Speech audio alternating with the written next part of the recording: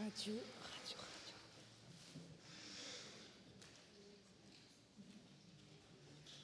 Okay, you can start if you want.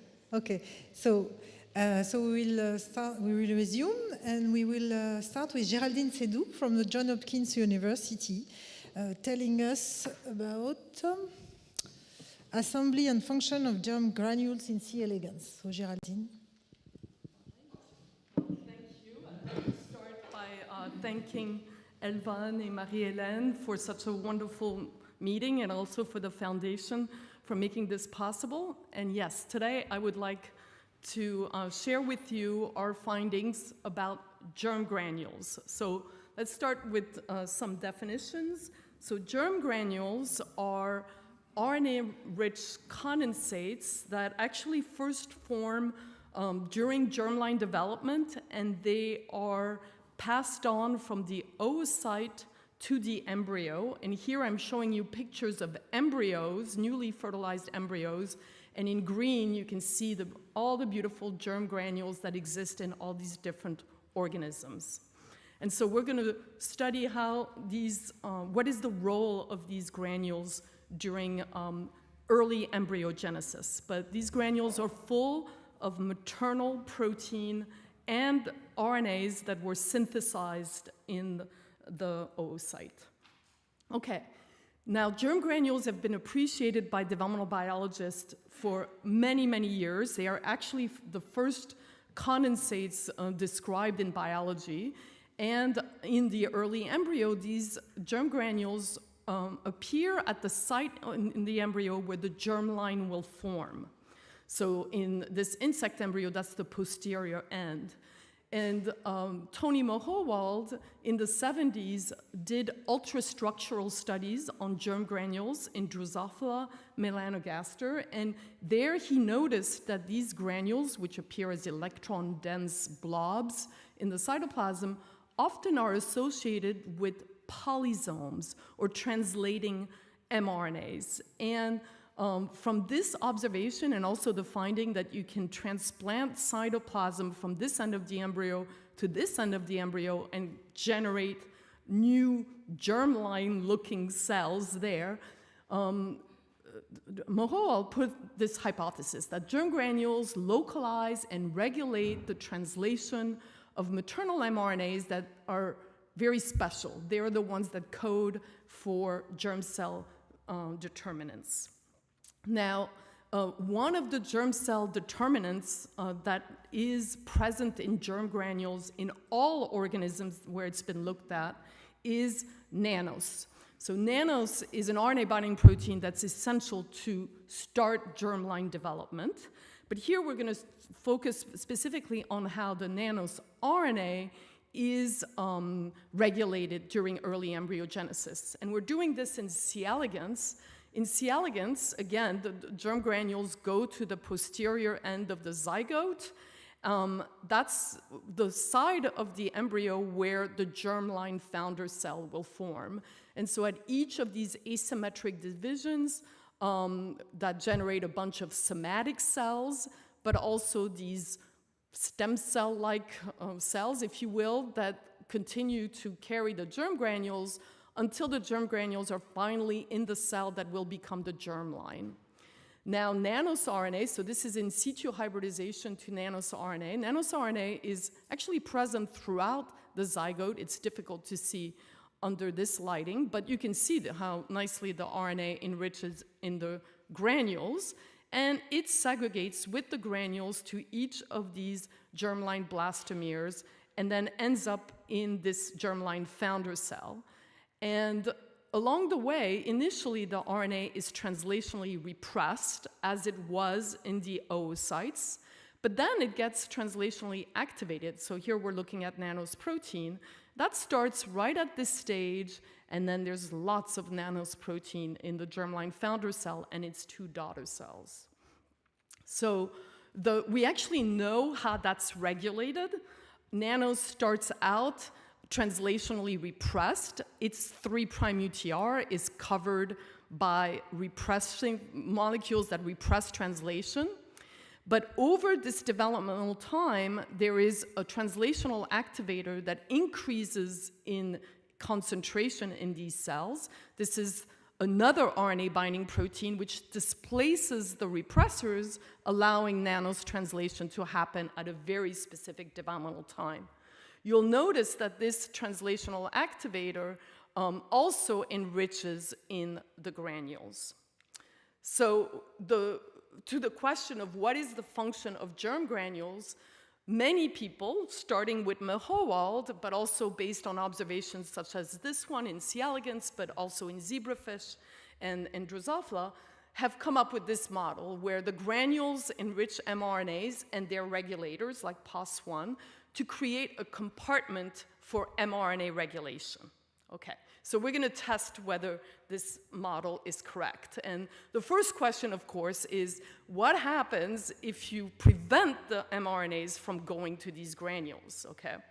So in C. elegans, we can do this very nicely because we know the protein that recruits mRNAs to granules. It's an intrinsically disordered protein, MEG3 and its ortholog MEG4, two very similar proteins that are both have a long intrinsically disordered region that binds RNA.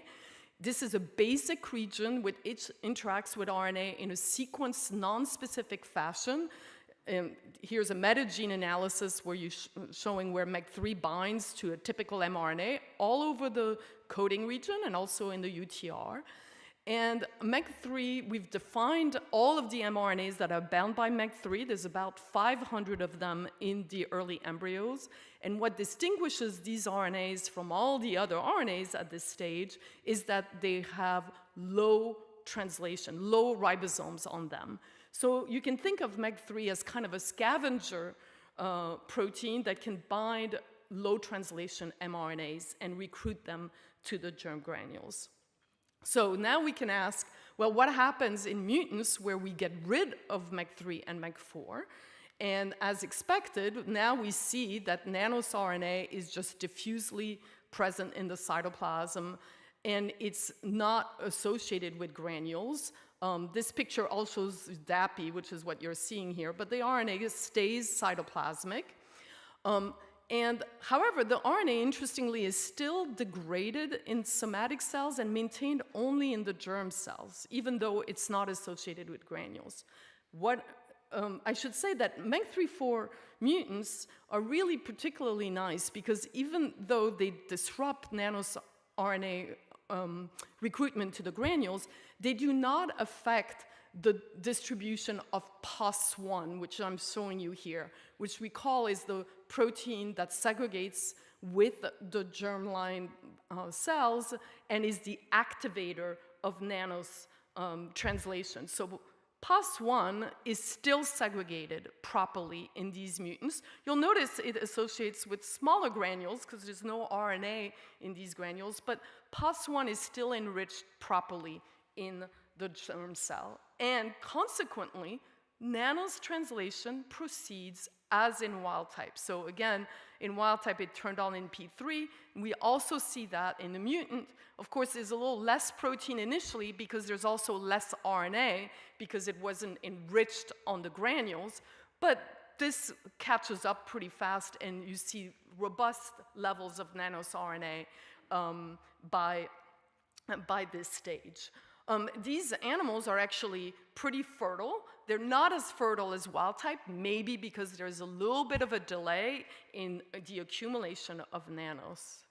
So, and in fact, when we've looked at all of the mRNAs in early embryos, comparing these mutants that don't have granules versus wild type, we find that really the ribosomal profiling doesn't change very much at all. You might have expected that maybe if the RNA doesn't go to granules, then it would be translated earlier or not translated at all, and we find very few RNAs that show any difference at all, and certainly not many RNAs at all that are de-repressed when there's no granules. In fact, we think that translational repression is actually a cause of ending up in the granules, not a consequence. And that's because, one, I told you that MEC3 is just sequence non-specific, and we think grabs any mRNA that is not covered by ribosomes. And one of the experiments that supports this idea is if we compare RNAs that are normally not enriched in the granules, so here you're looking at 2 different RNAs that are well translated in early embryos, and so they're all over the cytoplasm and not particularly enriched in these green granules. If we apply heat stress, which blocks translation in early embryos, now you can see these RNAs nicely enriching in the granules, showing that there's no sequence specificity to entering the granule. It's purely whether you're translated or not.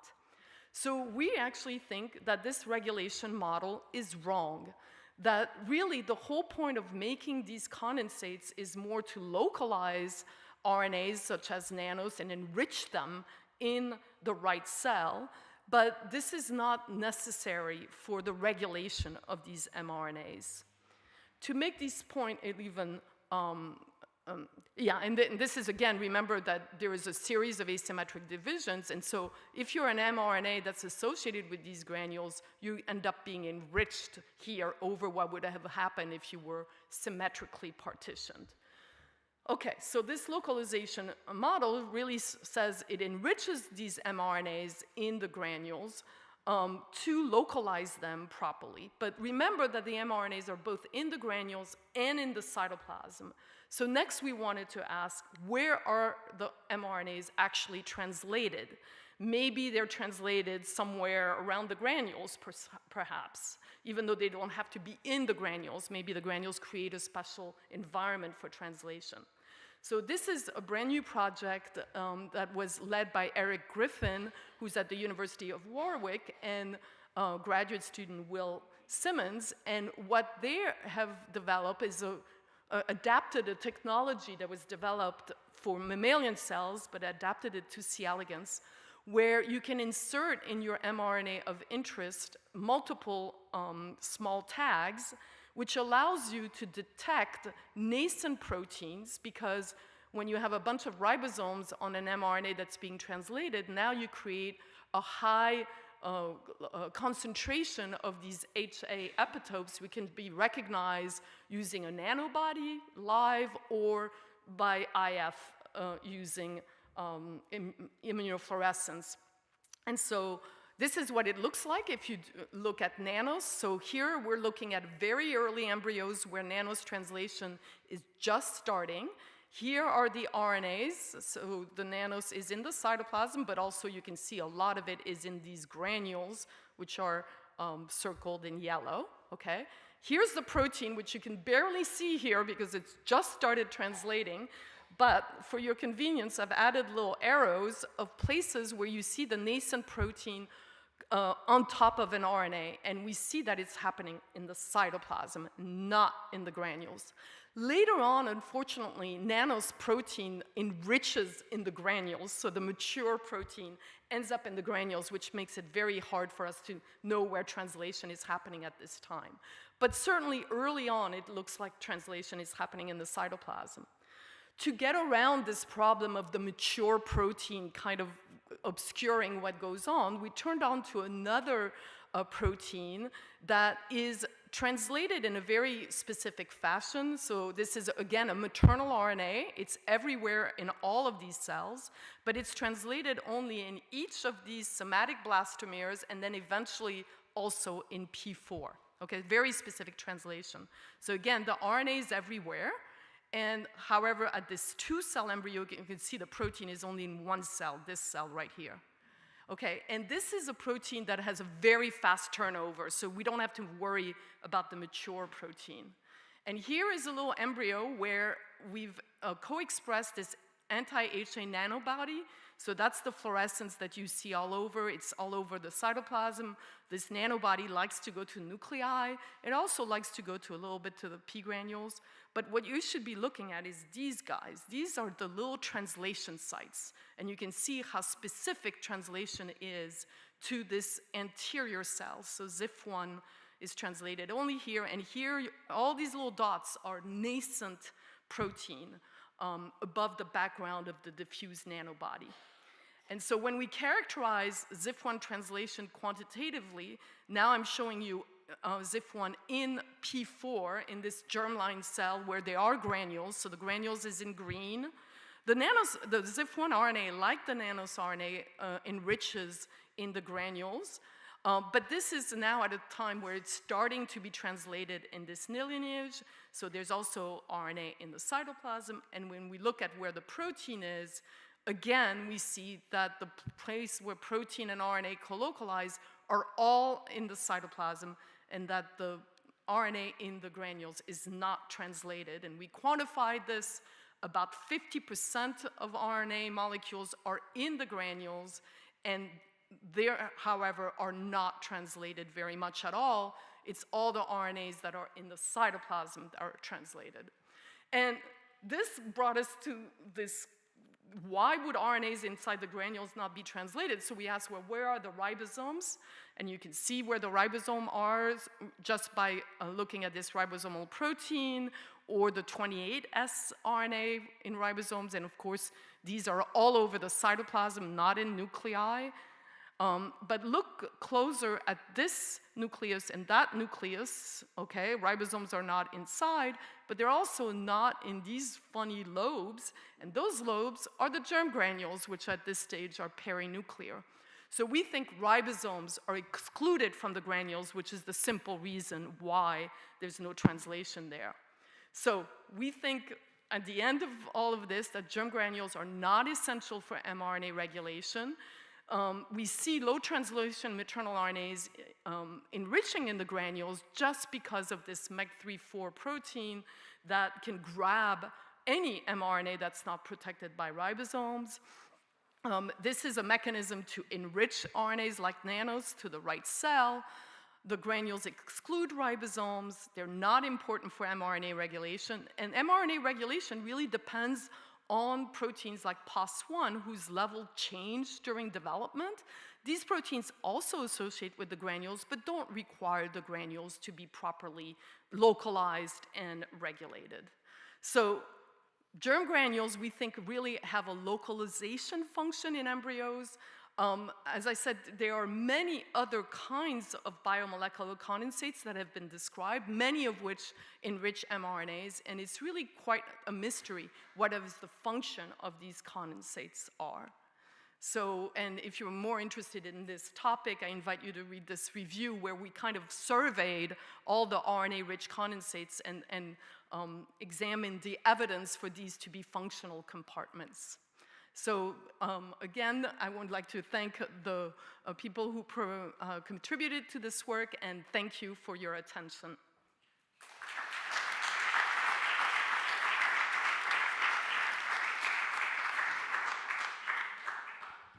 Thanks, Geraldine. Questions?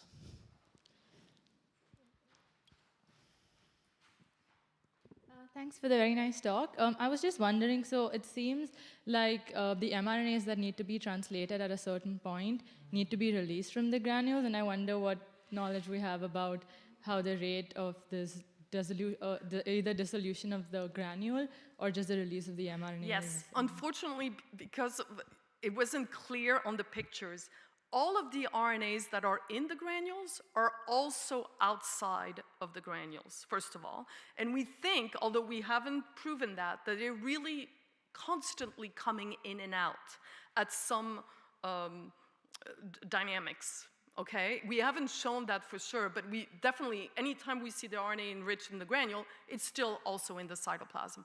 Now, when nanos gets translated, translations really starts, we start seeing nanos RNA accumulating in the granules, in the cytoplasm.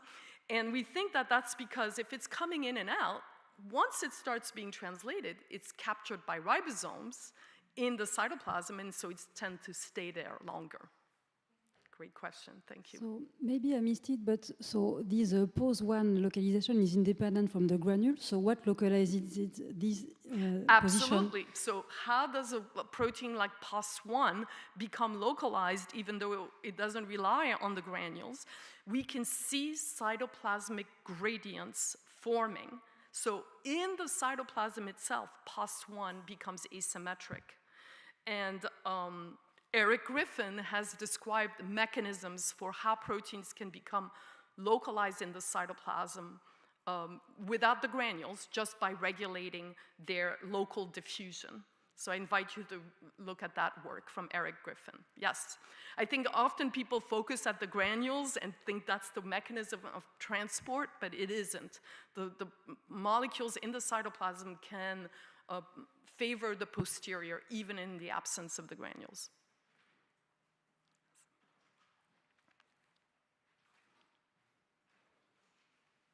Just following on that, actually I have another question, but following on that question, so when you get rid of the RNA binding protein, the system still works. Mm-hmm. But where's the information coming from about is it all coming from this gradient that you just mentioned in that case? Yes, so the gradients still form. So when fertilization starts this asymmetry, PAR proteins become asymmetric in the embryo, and they set up these cytoplasmic gradients. And so we think it's really that there is a specialized cytoplasm in the posterior. The granules are one epiphenomenon of that cytoplasm, but they are not where the action is happening. After all that, okay. Then my other question is not exactly what you talked about, but I was just curious. The granules are, of course, in the zygote, meaning they must have been in the egg. Yes. And they're in the germ cells at some stage of development. Are they always there, or is there some point at which they disappear and then form again? They're always there, and in fact, the next speaker is going to talk about the granules as they are in oocytes. So here we talked about them in the embryo, but yes, they are present in oocytes and actually all throughout development of the ovary, yes. So they're sort of immortal in some sense, like. Sorry? They're immortal in some sense, like. Yes, they're passed on from one generation to another. We do think the proteins, they are proteins that require their granules for their segregation. These are argonaute proteins. And so in other work that I didn't have time to describe, we think another function of these granules, in addition to localizing RNA, is to pass argonautes from one generation to another, and that's also true in Drosophila, where aubergine, for example, is associated with the germ granules, and that's important for transmission of a memory of which transposable elements to silence that's passed on from mother to embryo. Yes. Maybe I can ask a question. Mm-hmm. My mic is not working. I can ask a question. So, do you think there is a contribution of the cytoskeleton in the distribution of these granules? Yes. Oh, so how are the granules themselves becoming symmetric? There is actually the MEC3 protein that binds all of this RNA. It stabilizes the granules in the posterior, and it itself is asymmetrically partitioned in the cytoplasm. So MEC3 is in a gradient in the posterior, and then it coats the granules and stabilizes them through this Pickering effect that we described. So yes, the gradients not only bring a bunch of proteins like POS1 to the right place, but they also stabilize the granules, which in the oocytes were uniform, but they become preferentially stabilized in the posterior by MEG3. My question was more about the contribution of the cytoskeleton. Is there a contribution? Oh, the cytoskeleton. Yes, sorry. I heard the cytosol. Sorry. The cytoskeleton is only required initially to respond to the sperm when it comes in and to localize the PAR proteins at the cortex. Everything that happens in the cytoplasm does not require actin or microtubules. The gradients are made by local regulation of protein diffusion, and that's the work of Eric Griffin. It's a way to localize things without directed transport. Yes.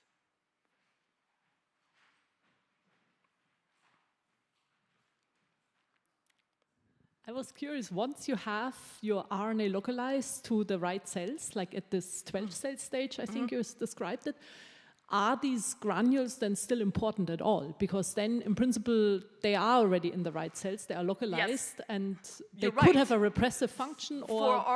For RNA localization, maybe their job would be done at that point. But as I mentioned, there are protein components in the granules, including argonauts, which they need to get all the way to the germline founder cell. That's at the 28 cell stage. So I didn't mention this, I didn't explain it, but the granules' other function is to localize these argonauts, which allows this epigenetic inheritance of small RNAs from one generation to another. So actually we think that all the animals that have germ granules, like Drosophila and zebrafish and xenopus, probably have some kind of epigenetic inheritance of argonauts. We believe that that's the ancestral function of these granules in the embryo. Yes, localizing nanos is helpful, but transmitting these proteins, these argonauts, from one generation to another is probably the ancient function. Thank you for all the great questions. I would have one more question. Is somehow the model in my head is that these RNAs are very stable and they just stay in these granules, but maybe I'm wrong. I mean, do you know what is the dynamics of? Yes, so that is the next challenge, is to look at RNA dynamics and support our idea that actually the RNAs are coming in and out of the granules. We haven't shown that, and we do not know the answer to that. All we can say is that when nanos gets translated, it seems to leave the granules, which we think is maybe just because now it's captured in the cytoplasm. Great question.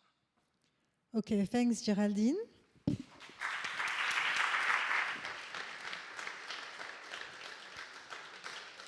And now we will have Arnaud Hubstenberger from the IBV in Nice, and he will tell us about phase separation of RNAs or in C. elegans. RNPs, sorry.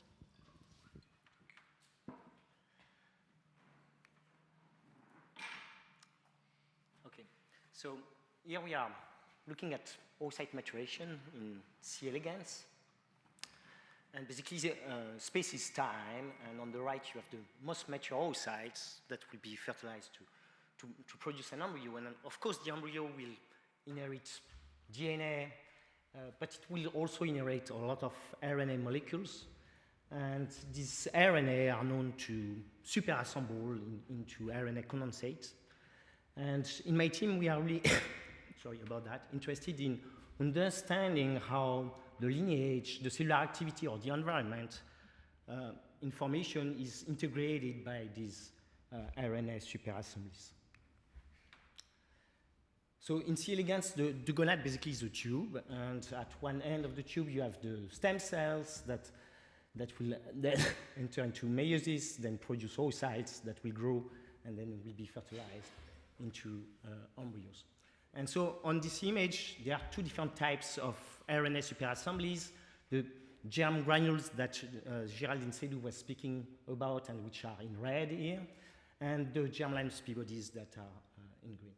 And you can already notice that there is dramatic remodeling of these condensates during germline development. So for example, the germ granule in red detached from the nuclear pore are going to dock on this green granule, then they are going to merge and grow. And later on in the embryo, for example, this granule in green will be inherited by somatic tissues, whereas the granule in orange will be inherited by the germlines. For today, I'm going mainly to focus on this super large assembly that can be as large as the nucleus, and that we call oocytes, PODs. And one of the nice things we can do in C. elegans is to manipulate the oogenesis rate. So since it's an hermaphrodite, usually ovulation occurs every 20 minutes, so you have a very fast production of oocyte. But now if you deplete sperm, you are slowing down oogenesis, and ovulation will only occur every 10 hours. And you can already notice that there's a dramatic change in ribonucleoprotein organization, where there is this massive condensation of maternal RNP when you slow down the system. And of course, these cells are really at the same stage. They are in diakinesis. they're fertile. It's just a change, basically, in their metabolism, and which is associated with this dramatic remodeling. And kind of the current model in the field is that actively translated mRNA are soluble, but when they are translationally repressed, they can superassemble into condensate. But then the question is, there are many types of condensate that accumulate repressed mRNA, like P-bodies, stress granule, or the germ granule Geraldine was speaking about. So really the question is, what distinguishes this granule, and why do they have that in common, and is there some kind of specificity? So I'd like to start by discussing about the mRNA content. So here we are looking at arrested oocytes, and on that picture, each tiny spot is a single copy of RNA.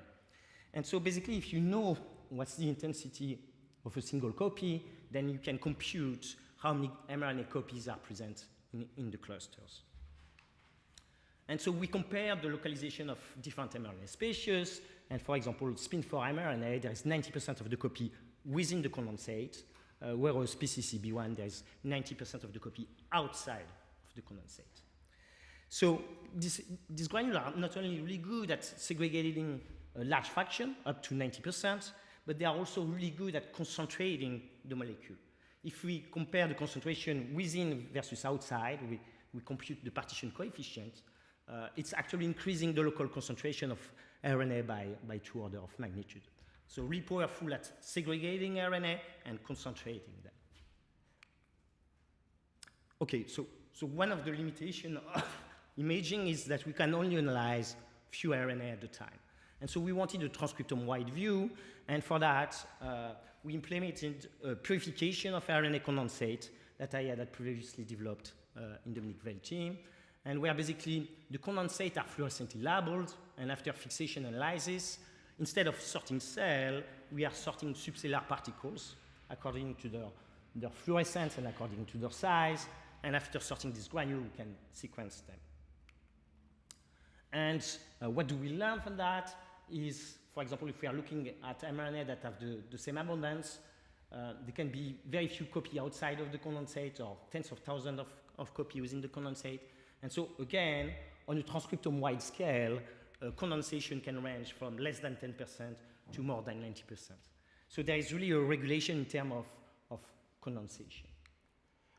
However, if we rank messenger RNA here on the y-axis, according to the percentage of condensation, you can notice that there are actually few mRNA species where there is less than 20% of the molecule that are condensed. The median condensation is actually 65%, and the top quartile, there is more than 80% of the molecule that are condensed. So in a quiescent system, condensation seems really to be massive and kind of the default state in these quiescent cells.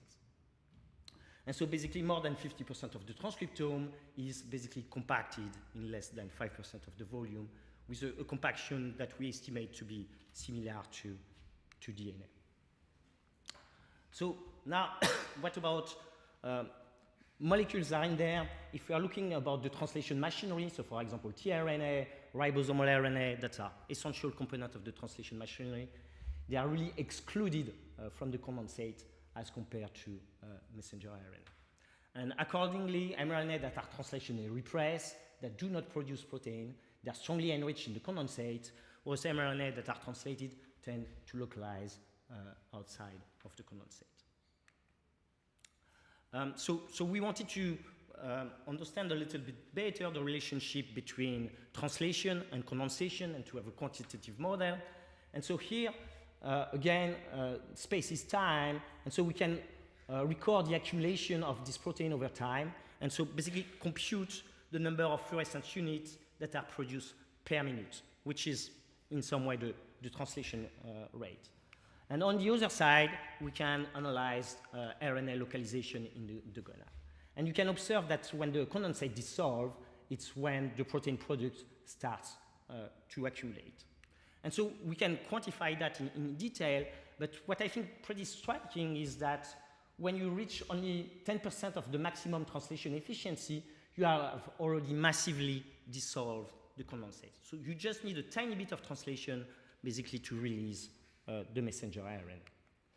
And of course, that's regulated during development. So for example, here we are looking at messenger RNA in red that will be turned on, its translation will be turned on, and when translation is turned on, the RNA is released from the condensate, whereas the mRNA in red, which remain repressed, remain stuck in the granule. Now we can also test whether these condensates are changing in response to the environment. They change in response to development. Now, what about environmental changes? And so here we change temperature, and first we compare the transcriptome of whole oocytes. And there was actually very few changes in terms of transcriptome. But now if we look at the transcriptome of the condensate, there are dramatic changes with thousands of mRNA that are going to condense or dissolve depending on the temperature. And basically in each condition, there are hundreds of mRNA that are going to be released at that temperature, but not in the other temperatures. And so as developmental biologists, we all have in mind the classic Waddington landscape, and single-cell transcriptomic kind of backed up this model where we start from constant initial condition, and then cells are channeled through a pretty narrow cellular identity, narrow path. But now if we take into account the epitranscriptome, the localization of RNA, what I think pretty striking is actually the initial conditions can be dramatically variable depending on the environmental conditions, which really raise a lot of questions about how cells actually adapt at the post-transcriptional level. Then, since we are on a fertility meeting, I just wanted to present briefly this recent result about aging in C. elegans. So basically, the oocytes were maintained in their arrested state for 2, 5, or 7 days, which is extremely long for the lifespan of C. elegans. And you can observe that the condensates are basically fragmenting and dissolving over time. And if we compare that to the fertility, basically there is a strong correlation between the dissolution of the condensate and the loss of fitness of the oocyte, with a strong increase in embryonic lethality. But what's even more interesting, if you just look in all animals and you start to classify them in two groups, so they have the same age, but in one group the condensates are still present, and in the other group the condensates are absent.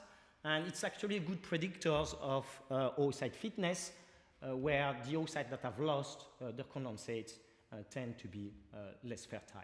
So it's just correlation, but at least it suggests that it could be a good marker regarding oocyte fitness. Next, I'd like to discuss a bit the material property and the multi-scale, multi-phase nature of this superassembly. And so I actually started to work on the material property of this condensate more than 10 years ago in Term Evans Lab. And so at the time, we had shown how oocyte activation could dissolve the condensate, and how the loss of function of an RNA in helicase could induce their solidification in this square sheet. And so at the time, we hypothesized that RNP actually had an intrinsic ability to polymerize, and that the cells needed energy to maintain either liquid droplet or to even dissolve the condensate. And for example, live, you can, you can record fusion events between droplets. You can do FRAP experiment where you look at fluorescence recovery. And it's pretty intuitive that the more viscous the droplets are, the more time it will take to have fusion event or diffusion of molecules. And what's really important here is actually the time scale, where it's taking hours for the droplet to fuse or for the molecule to diffuse.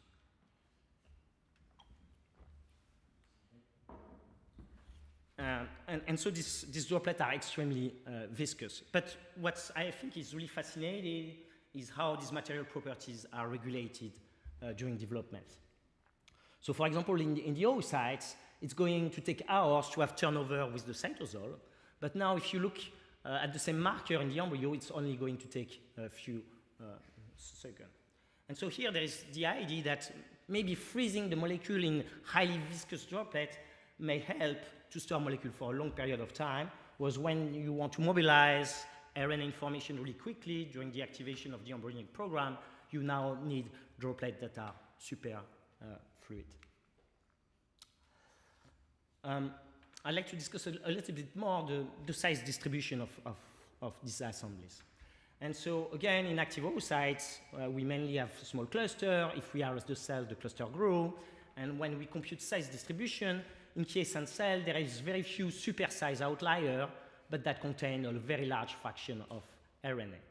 Then there are these macrocondensates that follow a power law distribution, so we are log-log scale, and you have this linear distribution.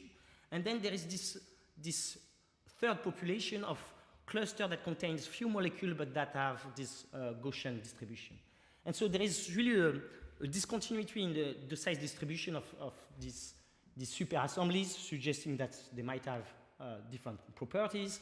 And if we label simultaneously two messenger RNA, you have these really faint dots that correspond to single mRNA and this bright cluster that contain multiple RNA. But basically, you have homotypic clusters that are either red or green. They are not mixing.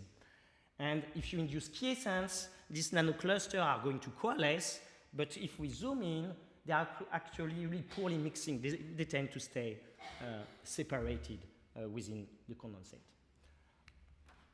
And so I really like to insist on the fact that these condensates are super organized on multiple scales. So RNP can self-assemble into homotypic cluster that can further co-assemble without mixing. And within the condensate, there are also protein-protein phase separation. So on the top scale, you have protein-protein phase separation. On the lower scale, RNA-RNA phase separation, and so on. So high level of organization. Thus, this organization matters. And so we wanted to test how this condensate can respond to environmental stress. And so in active cells, most mRNA are quite dispersed. In quiescent cells, they condense, as I showed before. But now, if we apply stress to these two cell types, they are actually very different response. So upon heat shock, we will see very bright foci to appear where RNA is extremely dense and extremely compacted. However, if we apply exactly the same heat shock to RNA that were pre-organized in quiescent cell, we don't see this super bright foci to form. It seems like the cells are somehow protected from these hyperaggregations. And the RNA that are hyperaggregated are insoluble. Open fertilization, they cannot dissolve, and of course it's lethal.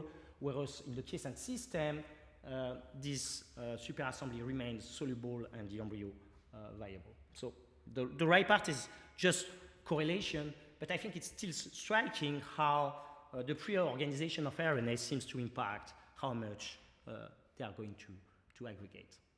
And so our current model is that if mRNA are translated, they are super sensitive to heat shock. You have these aggregates that become insoluble. But if RNA were pre-organized in condensate, somehow they seem to be protected from this aggregation. And last, I'd like to discuss a bit the buffering capacity of this condensate, and to start with a very simple metaphor in some way. So if you just put salt in solution, it's going to be soluble at low concentration, then past the saturation concentration, the salt is going to precipitate. And we actually observe the same thing for biomolecules.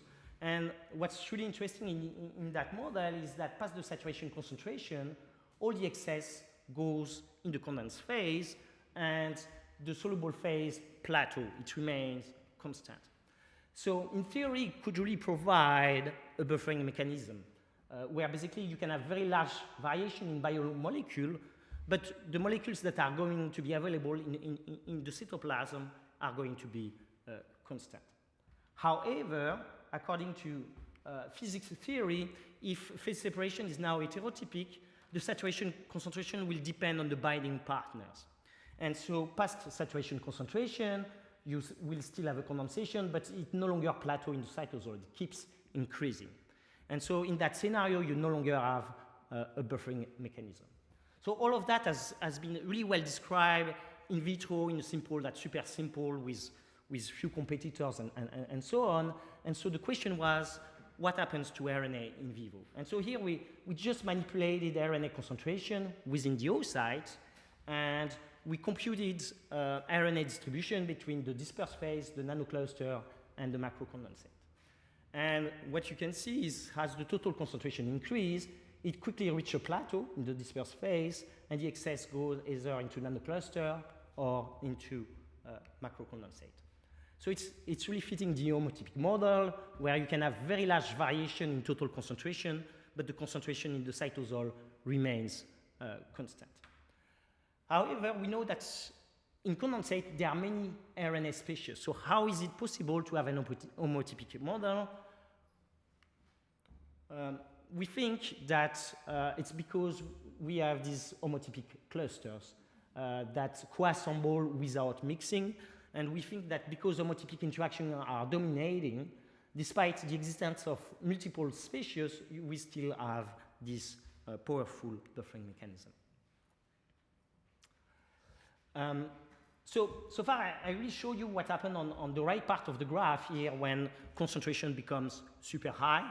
So here we are measuring the partition coefficient, how much the condensates are good at concentrating molecule. And so when RNA start to self-aggregate, it's really good at concentrating RNA in the granule. But if you're looking at the curve, it's actually biphasic. It's looking like a U-shaped curve. And it's really showing that in this bimodal system, the condensates are also really good at concentrating RNA toward very low concentration. And so there is basically two modes, a client mode where RNA can recruit it through strong interaction at low concentration, or scaffold mode where low affinity self-assembly drives self-assembly in the granule. So I have shown that up to 90% of the molecule can be in condensate for RNA. So now what about the regulators, the RNA binding protein that regulate RNA phase? And what's intriguing is actually there is a way smaller fraction of the regulators in the condensate. And one prediction of that is that if you are dissolving the condensate, you should dramatically increase RNA concentration in the cytosol, around 10-fold, whereas the concentration of the regulator should barely change. And so we just tested that by dissolving the granule, and it's what we observed with a massive increase of RNA, but not of regulators. So what it's showing is that, at least in quiescent oocyte, if you disrupt the condensate, you are really dramatically changing the stoichiometry between RNA and their regulators. So just to conclude, RNP can exist under different material states, and in the quiescent system, condensation seems to be the default state. But these condensates are really organized with multiple scale of organization, while translated mRNA can be soluble at very high concentration. Repressed mRNA are going to condense past the saturation concentration, and it's really important to control the stoichiometry between RNA and their regulators. And then, because RNA form homotypic cluster, each mRNA species can be regulated independently of the other. So in some way, co-assembly are really decentralized and cooperative mode of organization. And so on that, I really like to thank the people who did the work. So Andres Cardona, who did a lot of imaging, Sylvie Exedi, who did a lot of the transcriptomic analysis, and Agnès Luba, who was really critical in inserting these assemblies. Thanks a lot for your attention.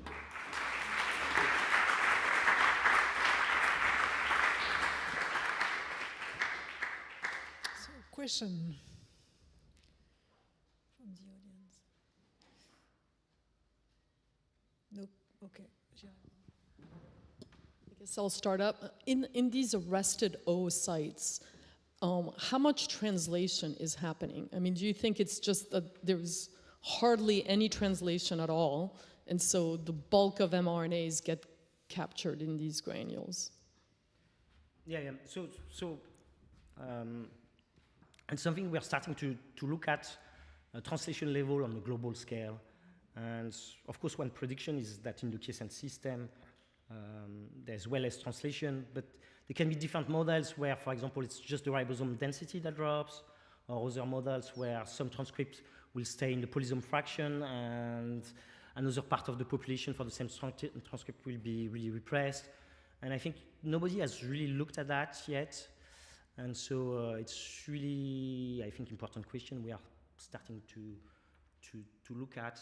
Because when we think about it, RNA are super reactive species. And so how does the cell is able to handle dramatic change in activity? And I think that question is really important for oocytes, that goes from dormant to active, but also for neurons.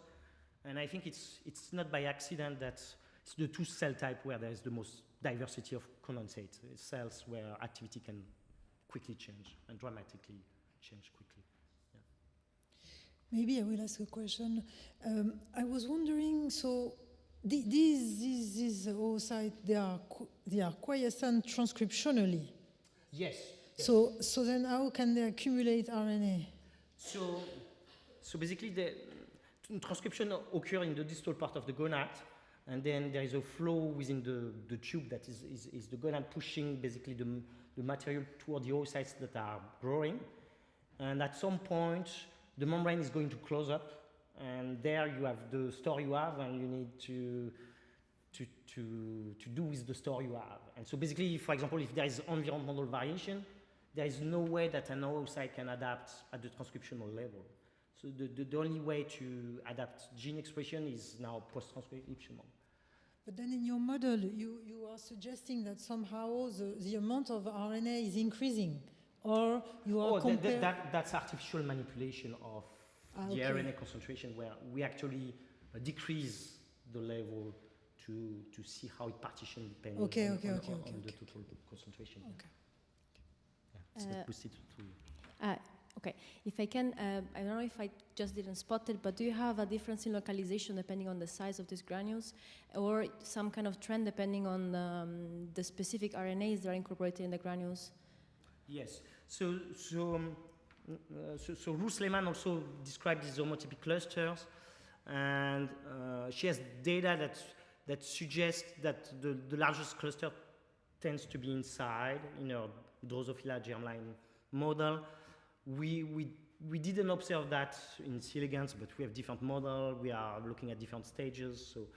So on our side, we didn't see any correlation between the cluster size and where they localize. But what seems to be really conserved, and I think what's the most fascinating, is these homotypic clusters.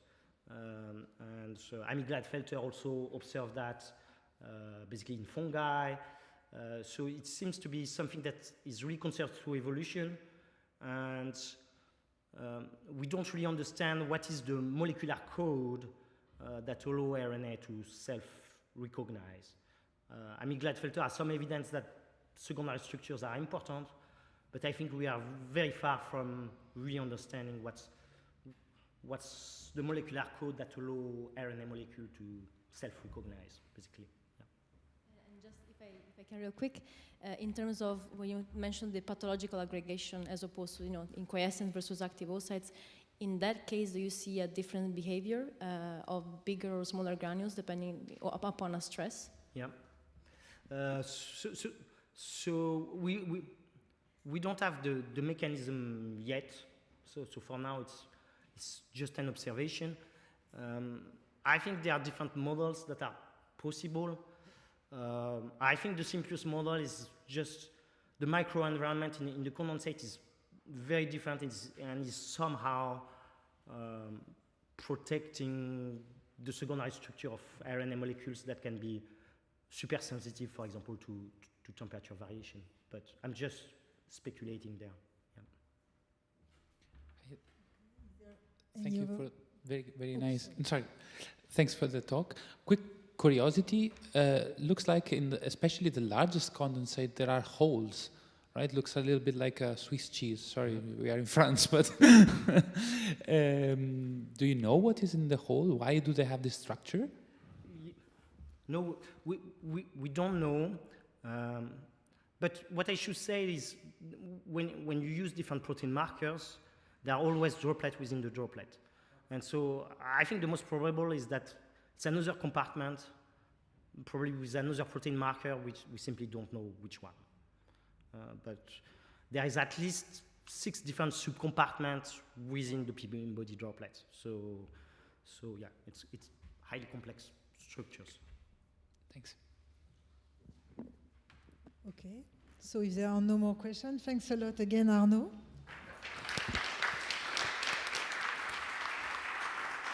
And now we have Florence Marlow from the Icahn School at Mount Sinai, and she will tell us about oocyte polarity. So while I'm waiting for the slides, I just want to thank Marie-Hélène and Evan and the Foundation for the opportunity to be here and to share our work with you. It's truly an honor. So in my lab, we're interested in fertility from the beginning of formation of a gonad through maintenance of that functioning organ over life. And so in mammals and in sexually reproducing species, this process depends on forming these 2 gamete types, the giant egg in orange and the sperm here in blue. And although these gametes look quite different from each other in their mature state, if we go back early in development, and this is looking at human development, they begin to form from this genital ridge region. And then if you look at 4 weeks, you can see that this region in red is undergoing proliferation. But at this point, we have no distinction between individuals with different composition of sex chromosomes. And it's really only after 6 weeks where you start to see the effects of the Y chromosome in males, and you will see the formation of the testis sex cords and further elaboration of the testis. And if there's no Y chromosome, then in the ovary you have development of the ovarian cortex and typical ovary structures.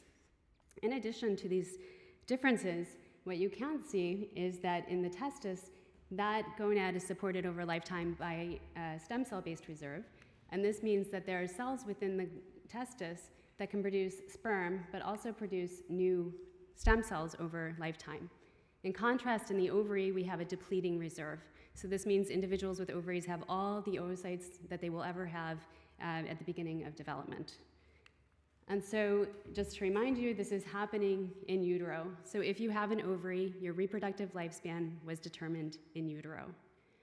And so the consequence of that is seen here in this graph.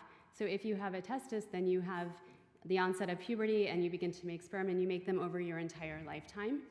In contrast, if you have an ovary, you're born with a few million follicles that you slowly lose and use over a lifetime until you reach the fate of every single individual with an ovary, menopause. And so when I first encountered this problem, I wondered why.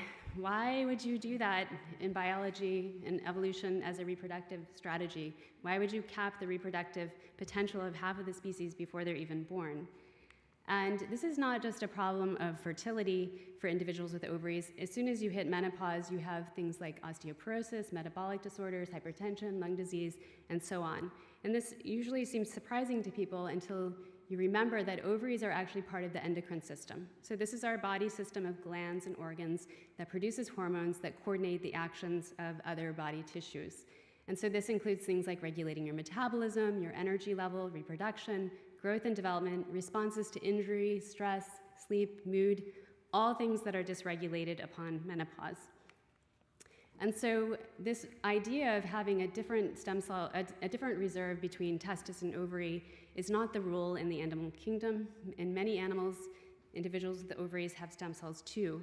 And so we hope that by studying those animals, we can learn a little bit about how you make an ovary with stem cells and maybe understand how we can help preserve ovarian function in individuals that don't have stem cells and maybe understand how we got there in the first place.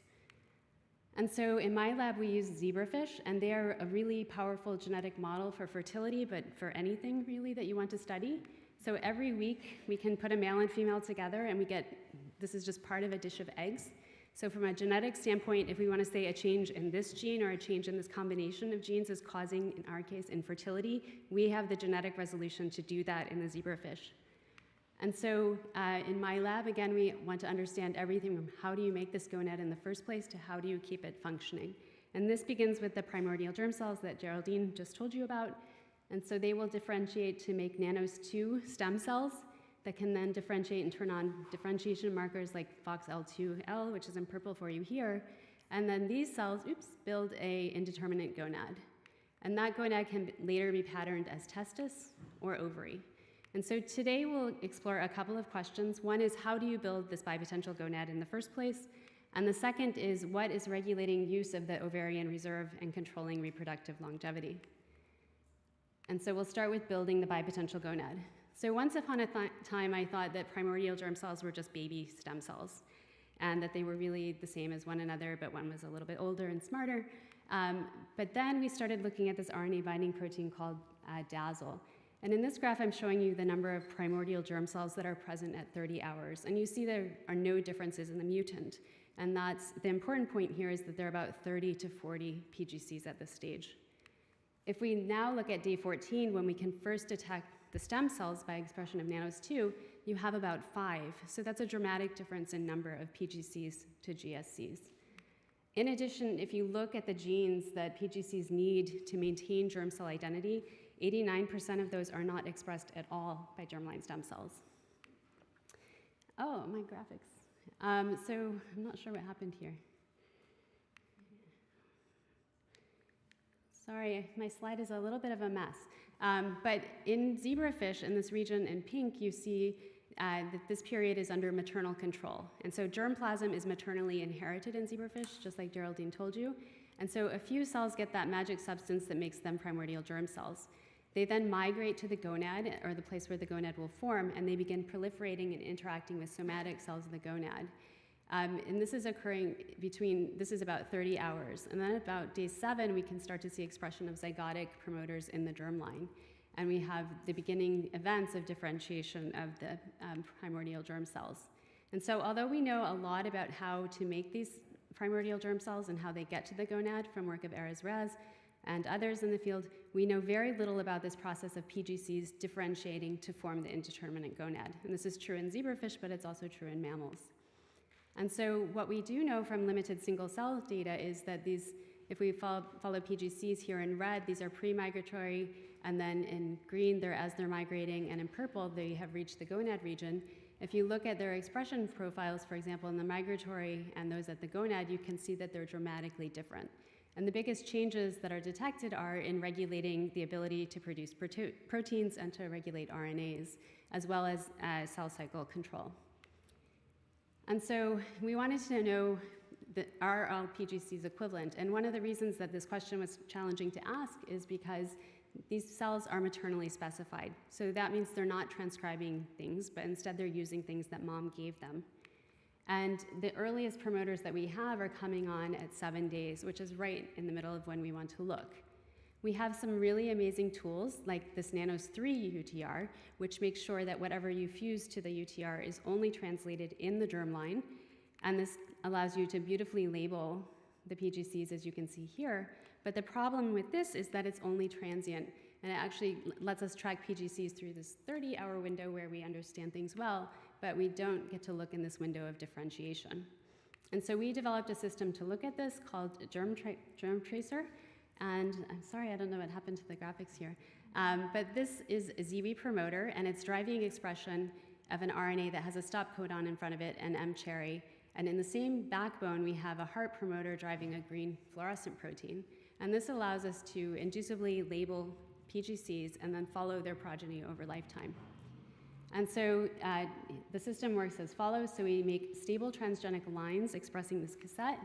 We then inject a photoactivatable Cree with that nanos UTR, so it's only translated in the PGCs. And then we activate at 30 hours within the PGCs, and this results in removal of the stop and expression of the red fluorescent protein. And then we get these beautiful mosaic gonads that have red labeled cells. And so just to show you that this works and is very specific, if Maya labels with Cree everywhere, you can see the heart marking the transgenic animal, and you can see that we only have red protein coming on in the gonad. And if we take the gonads out to make it easier to see them, you see the red germ cells in the testis and the red germ cells in the ovary. So now that the system is working, Maya could use it to look at this question of what are the PGCs becoming. And to do this, she's analyzing clones from PGCs at the very earliest stages of their differentiation. So this is a day 16 gonad, and this is the entire gonad that you're looking at here. And most of the images that I will show you, the clones are in red. DDX4 is marking the germ cells in this turquoise or blue color. The stem cells are in yellow, and the differentiation marker is in purple. So according to the model, if all PGCs are becoming GSCs that then differentiate into progenitors, then we should expect two types of clones at these early stages. We should have clones that only express the stem cell marker, and we should have clones that have the stem cell marker as well as the differentiation marker. And so when Maya looks at her clones, indeed she finds clones like this one that only express the stem cell marker. She also finds clones that express both markers, so we interpret these as undergoing differentiation. She found clones that only have the differentiation marker but don't have a stem cell associated with them. And she found clones that express neither of the markers that we were looking at. And when she quantified these, you can see here that in yellow, most of the cells are actually not GSCs, consistent with our previous findings. In fact, most of the cells express neither marker at this stage. And so we wondered what was driving this limited number of GSCs. And we still wonder what is driving this limited number, but I can show you what is not driving it is information positioned along the head-to-tail axis. So to address this question, Maya took the gonad and she divided it into 4 quadrants, 1, 2, 3, 4, along the AP axis, and then asked what types of clones are forming in each region. And what you can see here is that she has stem cell clones forming in all regions, and in fact, she has all types of clones forming in all regions. So if there are fixed germline stem cell niches, they must span the entire AP axis or be induced de novo. And so then I want to turn back to those cells that express neither marker, like this cell here. We wondered, what are these cells? And our first idea was, well, maybe they're just more mature cells. Maybe they previously expressed the stem cell marker and then went on to differentiate, and now are in meiosis and expressing later markers. So Maya looked at this by looking at Rec8, which is now in red. Everything else is the same color. And if you start here and track back, you see that the only cells that are expressing the meiotic marker are, in fact, the cells expressing the differentiation marker. But if you look at these DDX4 cells, you can see that they are not meiotic, whatever they are.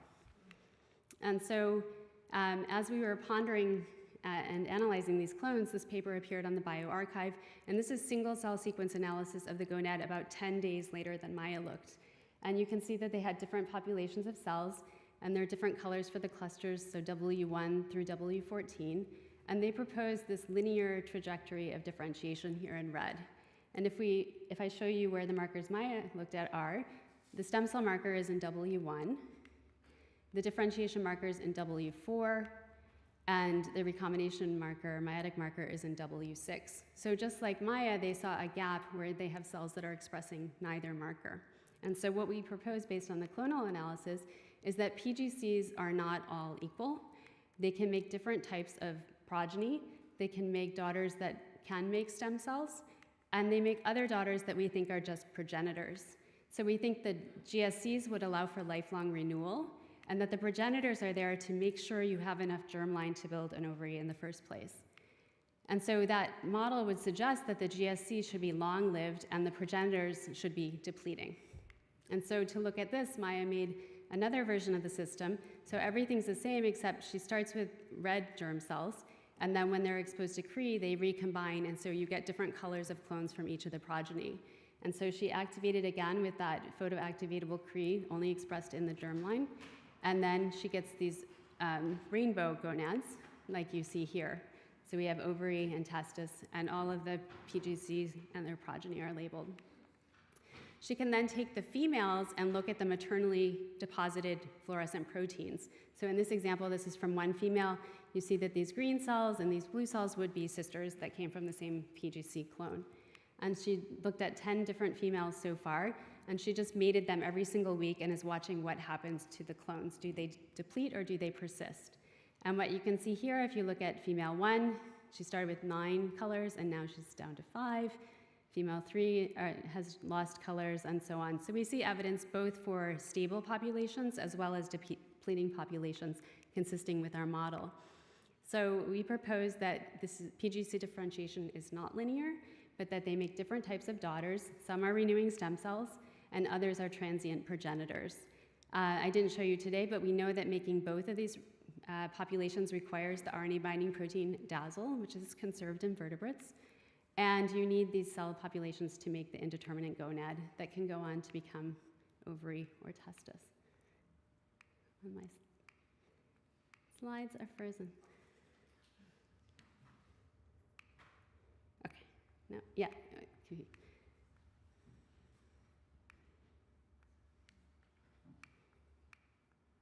Okay, I don't know why it's not working.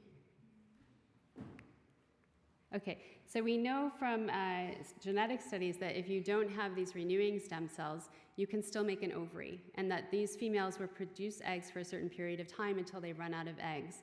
And so we wonder then if this is what happened in mammals. So maybe they lost or didn't activate the stem cell producing system, but instead they're relying on these transient progenitors.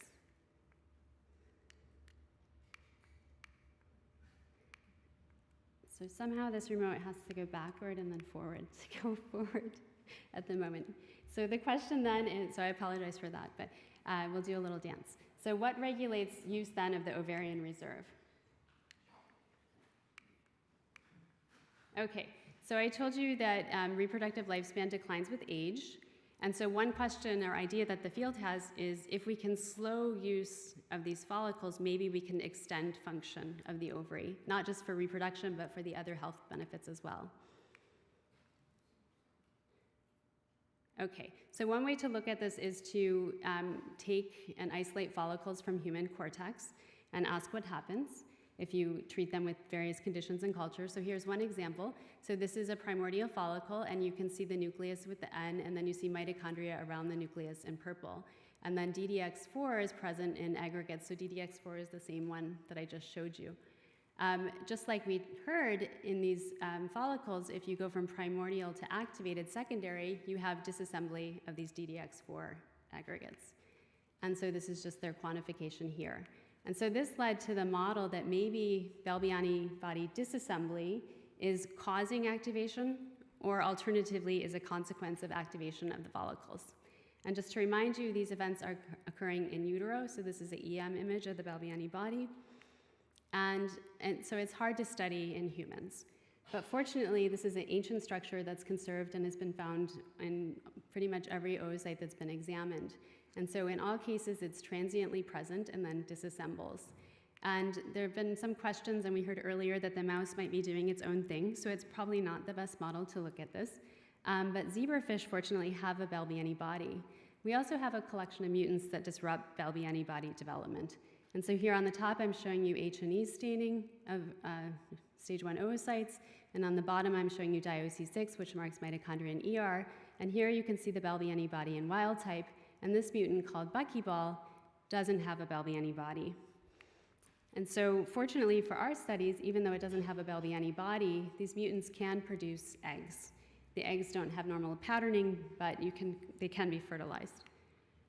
And so in wild type fish, they have a renewing stem cell reserve, and they have Balbiani bodies. So the hypothesis would be that the Balbiani body, when present, maintains the arrested state, and then when it disassembles, you have an activated follicle.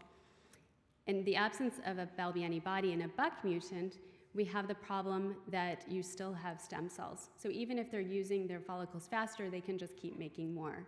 So they're fertile over their entire lifespan. And so we wondered then if we could get around this problem of this, or sometimes advantage of the ovary having stem cells, and make the fish ovary reserve more like the depleting reserve of mammals. And so to do this, we took advantage of mutants in nanos3. And so here you see stem cells in wild type in purple, and you see there are no stem cells in the nanos3 mutants, and this is because they can't maintain that population. Importantly, these females are also fertile and have embryos that are viable. And so then we can turn back to our question and use genetics to ask, does the Balbiani body regulate ovarian reserve utilization? So in the case of nanos3 mutants, they have a fixed reserve, and they produce eggs until they run out of eggs, and then they're sterile. And then we can ask, if you now make a double mutant that doesn't have a stem cell reserve and doesn't have a Balbiani body, do they deplete that reserve faster? And so to do this, Gia, a student in the lab, counted the eggs and embryos as a measure of ovarian reserve, and also quantified the time to depletion, which is a measure of reproductive lifespan. And so here you can see that on this graph, I'm showing you fertility, and each dot is 6 females, and so the double mutants are in blue, and the single mutants are in pink. And what you can see is that in the absence of the Bellby antibody, the reserve is used faster. And so we have a shorter reproductive lifespan without the Bellby antibody.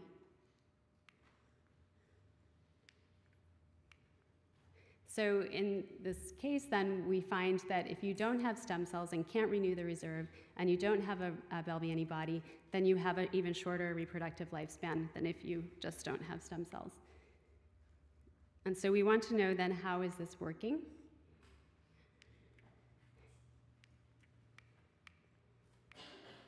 So we want to know, how does the Bellby antibody limit reserve utilization? And we want to know, our hypothesis would be something like we just heard, which is that it's influencing the translation, and maybe it's preventing translation of the RNAs that allow progression beyond an activation of the follicle.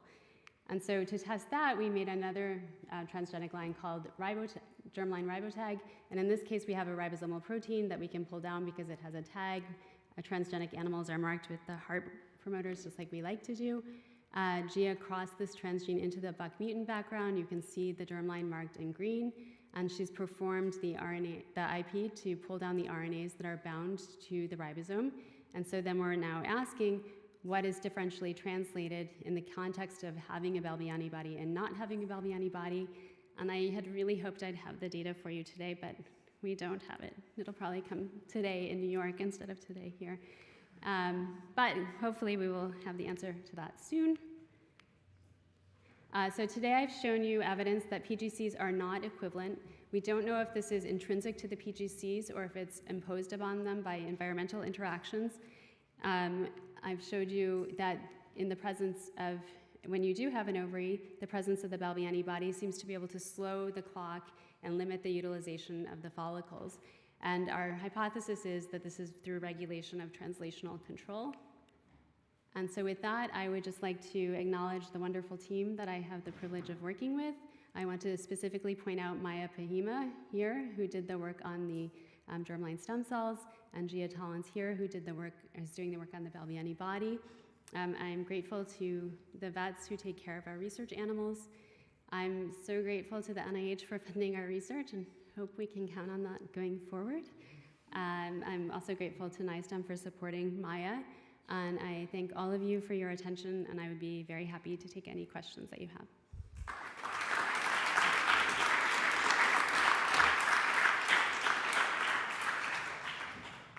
Question.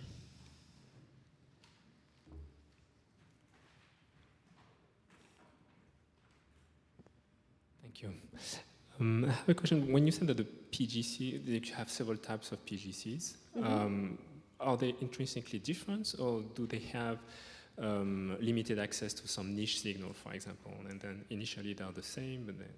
Yeah, so our first thought was that maybe it's access to a niche signal, but we didn't find any spatial evidence for that, where they might be, and often it's like somatic gonads somatic cells of the gonad that are forming the niches.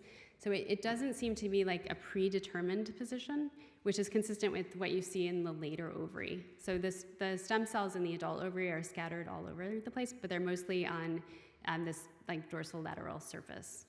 And then for the question about whether they're different, I think they are already different. So even though there's only been limited single cell sequencing data during those different phases of early PGC life, and that's just because these are very limited number of cell populations, you probably noticed on the graph they were all really spread from each other.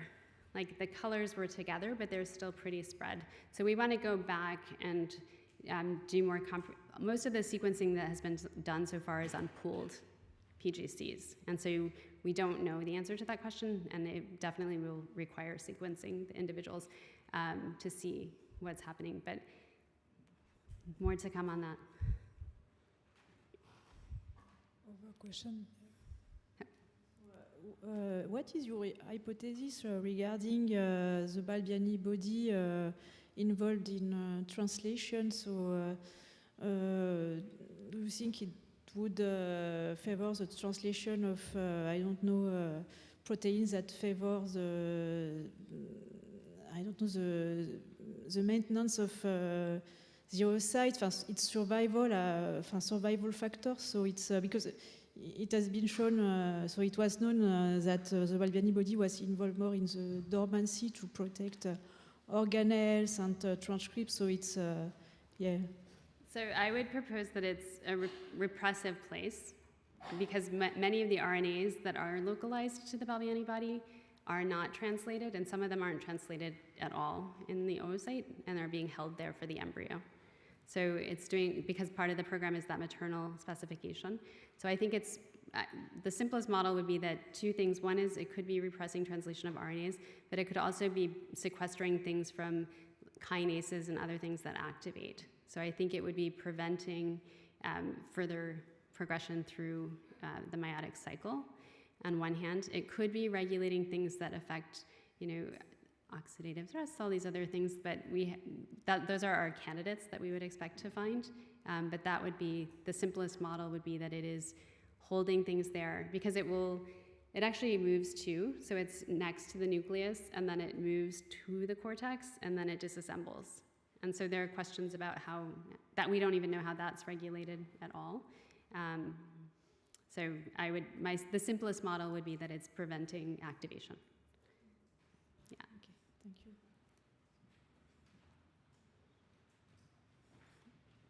Thank you, beautiful talk. I have a question regarding the clonality. Do you think with your photosensible strategy you can label actually individual cells rather than the whole animal? Because I have the feeling that despite the rainbow tagging, you are still suffering from the fact that the same recombination event can happen in neighboring cells, and so you're kind of relying on spatial information, even though maybe cells could also migrate, given that germ cells we know are migrating a lot. So do you think you can actually focus on individual cells, individual animals, for example, so that you have a full, real, 100% sure clonal contribution? Yeah, so I think that there are two things. One is she's done tens of thousands of eggs. So mathematically, there's a lot that we can compute out of this data, which we haven't done yet. So I think we can. I think that you have to have, obviously with any mosaic labeling system like this, the more efficient the Cree is, then the more colors you have, the more reliable it is to follow that. But I didn't show you the data, but we're now analyzing. So this was to see, are they really renewing or not? So to do that, we had to look at the eggs. But we're also looking at the gonads over time to see how many colors are at the beginning. We do know that everything that I didn't tell you this, but we do see colors appearing later. So there does seem to be a population of probably stem cells that are inactive initially. So they're not contributing. So I think this is more like a first wave, second wave situation. But yeah, I think with enough efficiency. Thanks. Yeah, and math.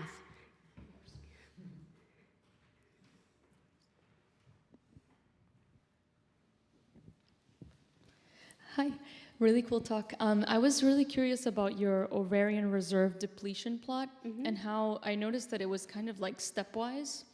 And I was curious whether that was your expectation or whether you would have expected a more gradual depletion in the reserve. Yeah. So we mate the females every single week. And so I guess it's, so Nano's 3 mutant females will deplete if they're mated. But if they don't mate, they will actually keep their oocytes. So we wanted to have that consistent mating. I actually didn't have, my expectation was, if this works, this is gonna be super cool. If it doesn't work, we learned that it's not doing that job. So I didn't even think as granular of how stepwise would it be. But I don't think it's surprising just because of the way we did the assay. I actually had a question. So maybe I got it wrong, but I didn't understand really the basis of your hypothesis that when you don't have a Balbiani body, you are depleting the pool. Because for me, these cells are already engaged into meiosis. They are already oocytes in a way. So do you think when you don't have a Balbiani body, somehow the oocyte signals back to the stem cells, or? So I think, confused here. Yeah, so the depleting is coming from the nanos. So without the stem cells, then we have a depleting pool. So actually buck mutant females are super fertile. So when we were positionally cloning, they were like the best fish you could work with. They were hyper fertile. And I noted it, but I didn't like think about what that could mean. I just loved it for mapping. So I think it's just that, yes, they are definitely signaling back. There's no question that they're signaling back, because if you don't maintain the right stage of oocytes, then actually if you're a fish, you will pair all the way back to the stem cells or some early progenitor that hasn't been determined, and they can switch their sex to full male. Okay, because yeah. So they. We cannot imagine that in a mammalian system, I guess. Well, I think. Oocyte going back to. Oh, the oocyte doesn't go back. The oocyte does not go back. Okay. It's that the early cells, the differentiation potential, they retain the ability, the early cells, to be programmed into male germ cells, which I think and if you took a cell and put it in the right environment, they are influenced by the somatic cells. So. If I can, a bit related to what Marie-Hélène just asked. So would you expect that overexpressing BAC or preventing the inactivation or whatever is going on would prevent or slow down the depletion of the ovarian reserve? Overexpression of BAC does bad things to them. We have done that experiment. They're also lacking polarity. We did not look at what happens to the reserve in that context. We have to do that off of, that would be a transgenic mutant. And so we have not done that. We could do that. We have another mutant that we're looking at, though, that has a really large Bellby antibody that does not disassemble. And so we're using that mutant to ask that question. So that Bellby antibody does not go away genetically, so it's like nice, clean. And then in that mutant, they actually, the females actually do produce smaller eggs, which does suggest something compromised about growth in that context, but we don't know the answer yet. So, is something to do with MACF1? That is MACF1. Yeah, okay. Yeah. Magellan, MACF1. Okay, and if I can second, related to the talk from this morning, in case you could imagine of increasing the pressure gradient on these primordial oocytes, would you expect to have a higher proportion of maintained Bellby antibody at that stage? I think that's a hard question to look at the maintained Bellby antibody. I think I do think there's so BAC mutant females actually that are old, their ovaries become fibrotic. So you get this kind of disorganized state, and that I think that's probably going to be shared across animals, and I don't know how that relates to maintenance of the Bellby antibody in those animals. Yeah, I was just wondering whether you have if you have decrease in pressure that might somehow impact the cytoskeletal organization, and maybe prevent the microtubule-mediated migration of the elements, and relate to the maintenance of quiescence as opposed to the resuming of activity. But just wondering. Maybe I wouldn't be surprised, but we don't have the tools to do that right now. But it's definitely worth thinking about how could we do that for sure. Yeah. Okay, so thanks the three speakers for beautiful talks. And now we have a coffee break. I just wanted to ask Stephanie and Vasily to give their presentation to the guy there. Thanks. So 30 minutes break.